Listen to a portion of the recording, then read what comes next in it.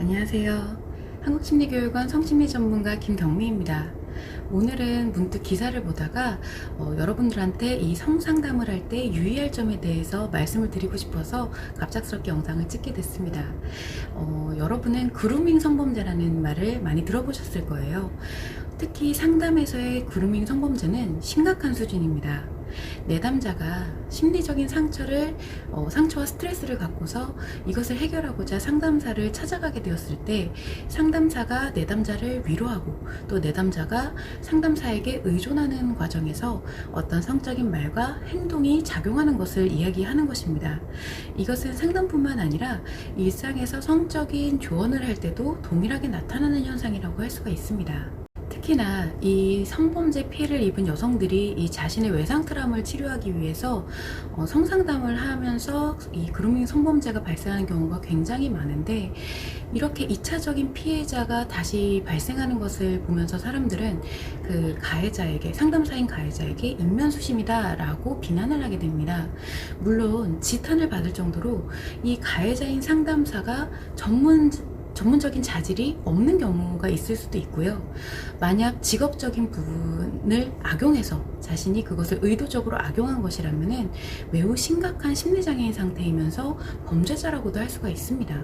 현재 한국 상담학회 윤리 규정에는 내담자와의 성적 관계에 대해서 규제를 하는 조항이 있습니다. 기본적으로 상담사는 내담자와 성적인 관계 또는 친밀한 관계를 형성해서는 안 되고요. 상담이 종료된 후 최소 2년까지도 이 조항이 유효합니다. 그런데 실제로 이 조항이 얼마나 잘 지켜지고 있을까요?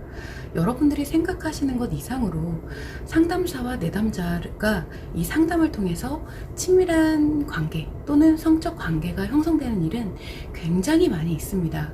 그러나 이것이 수면 위로 올라오지 않는 이유는 서로가 그것을 사랑이라고 착각하기 때문입니다. 엄밀히는 성범죄인데, 그리고 성적 피해인데 피해자가 스스로 자신이 피해를 입었다는 것을 모르기 때문입니다. 그리고 이 상담사와 내담자들 중에 누가 피해자라고도 할 수가 없습니다. 왜냐하면 악의적으로 내가 의도를 한 경우를 제외하고는 자신들의 마음과 속마음에 의해서 이런 관계가 너무나도 자연스럽게 형성이 되기 때문입니다. 일전에 제가 성칼럼으로 올려놨던 영상 중에 섹스 대화의 전이와 역전이라는 영상이 이러한 내용을 다루고 있는데요. 성적인 대화는 그 자체만으로 속마음을 작용시키고, 그리고 대화의 내용에 내 마음이 움직이는 감정이라든지 기분이 움직이는 것이 마치 저 상대에 의해서 이루어지는 것과 같은 느낌을 갖게 만들고, 상대에 대한 성습관이 형성이 되면서 두 사람은 무조건 친밀한 관계가 될 수밖에 없습니다. 이러한 일은 초면의 첫 상담에서부터 일어나는 현상이기 때문에 상담이 거듭되면 거듭될수록 당연히 두 사람이 가까워질 수밖에 없겠죠. 그래서 상담사와 내담자가 이성간인 경우에는 자신이 이러한 원리를 모르고 있고, 상담사도 마찬가지예요. 스스로 이러한 원리를 모르고 있고 그저 흐름대로 흘러간다면 두 사람은 결국 성적 관계가 형성이 될 수밖에 없습니다. 또는 성적 관계가 형성되지 못하는 상황이 됐을 때 상담사나 내담자 어느 일방에 의해서 성적 피해를 입게 됩니다. 이것은 일부가 그렇다는 것이 아니고 대부분이 전부 그렇습니다. 상담사에게는 윤리 규정이 있고, 그리고 내담자에게도 상식이 있는데 왜 이런 일이 발생할까요? 성에 대한 작용이라는 것은 내가 이성으로 의식하에 통제가 가능한 부분이 아니기 때문입니다. 오로지 무의식의 습관을 형성하고, 그리고 주변의 환경에 대한 어떤 안전장치들을 만들어 놓지 않는다면 그로 인해서만 통제를 할 수밖에 없는 것이 바로 속마음의 작용이에요. 여러분은 여러분의 마음을 믿으시나요? 스톡홀름 신드롬이라고 한번 들어보셨을 거예요. 스톡홀름 신드롬처럼 여러분은 강력한 스트레스와 상처가 작용을 할 때 자신을 학대하고 피해를 입히는 범죄자도 사랑할 수가 있게 됩니다. 그러나 이것은 사실 사랑이 아니죠. 스트레스와 상처를 회복하기 위해서 속마음이 작용하기 때문인 것입니다. 그래서 이 상담사와 내담자의 성적 관계는 순리에 맞지 않는 것이라고 볼 수가 있는 것이죠. 얼핏 들으시다가 아니 둘이 정말 이야기 잘하다가 대화도 잘 통하고 그러면 연인 관계로 발전할 수도 있는 것 아닌가 라는 생각을 하실 수도 있는데, 바로 스톡홀름 신드롬처럼 내담자는 스트레스와 상처에서 그것을 회복하고자 상담 상담사를 찾아온 것이고, 그리고 그 상담 과정에서 성마음이 작용해져서 친밀해지는 수순으로 진행하기 때문에 이것은 순수한 사랑이라고 얘기를 할 수가 없는 것이고 순리에 맞지 않는 것이에요. 그리고 지나칠 경우 범죄라고도 할 수가 있는 것입니다. 결국 사랑이 아니라 상처와 스트레스를 기반으로 한 위로의 욕구를 사랑이라고 착각하는 것이죠. 현재 우리나라의 이 심리학회 윤리강령과 상담학회 윤리강령은 이 해외에서 만들어진 것을 그대로 적용을 하고 있습니다.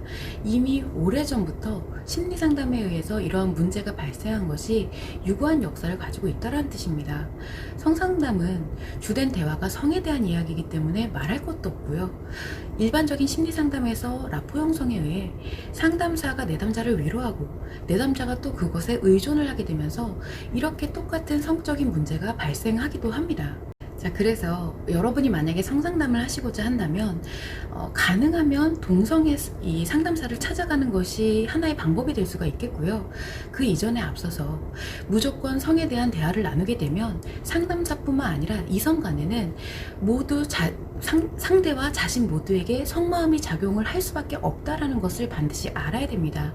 그래서 이제 자신의 가족을 동석시키거나 가족이 여의치 않다라고 하는 경우에는 이 동성의 지인을 함께 동석시키는 것도 하나의 방법이라고 할 수가 있습니다. 또 한 가지가 있습니다. 그렇다면 내가 심리적인 것이 아니라 어떤 신체적인 질병에 의해서 치료나 검사를 받고자 진료 혹은 수술을 할 때 신체를 노출하는 경우가 있죠. 그럴 때도 같은 문제가 발생할까라고 생각이 드실 수가 있는데 이것은 의외로 상담보다 문제의 발생률이 현저하게 적습니다. 왜냐하면 일단 심리적인 상처와 스트레스를 회복하고자 진행하는 것이 아니죠. 그리고 무엇보다 자신의 심리에 대한 대화를 하지 않기 때문입니다. 여러분들이 쉽게 생각하시지만 대화라는 것은 자신의 마음과 상대의 마음이 상호작용을 하게 만드는 가장 강력한 수단입니다. 즉 인간관계를 형성하는 기본이 된다라는 것이죠. 이러한 부분 역시 꼭 참고를 하셔서 성상담이나 상담을 하실 때 위험에 노출되는 상황을 꼭 예방하시기 바라겠습니다.